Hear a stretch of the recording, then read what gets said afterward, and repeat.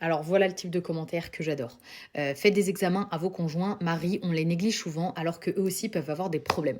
Alors comme je disais dans ma dernière vidéo ou dans mon avant-dernière vidéo, nous en tant que femmes, souvent sur nous repose toute la responsabilité justement de la fertilité. Surtout, surtout, surtout si comme moi vous avez des problèmes hormonaux, personnellement j'ai le syndrome des ovaires polykystiques, mais si vous souffrez d'adénomiose, d'endométriose, d'ovaires polykystiques, d'IOP ou d'hypothyroïdie ou tout problème d'hyperprolactinémie qui peuvent impacter votre fertilité, automatiquement, on va mettre la responsabilité sur vous. Ça ne marche pas, c'est à cause de toi, c'est toi qui as des problèmes hormonaux, même si je pense que votre couple est plus équilibré que ça et que vous n'êtes pas en train de vous balancer la balle toutes les 2 minutes, mais au fond de vous, peut-être que vous avez cette idée que c'est de votre faute, etc. Et souvent, alors, le mari est mis de côté. Puisque c'est moi qui ai des problèmes hormonaux, mon mari, on ne va pas lui faire de tests. De toute façon, moi, ça va pas. Donc, pourquoi prendre le temps de faire des tests? Et en fin de compte, on découvre que, allez, 3, 4, 5 ans après, puisque on va enfin rentrer dans un protocole FIV où on va utiliser la PMA, on se rend compte que le sperme de l'époux était de très très mauvaise qualité et que depuis toutes ces années,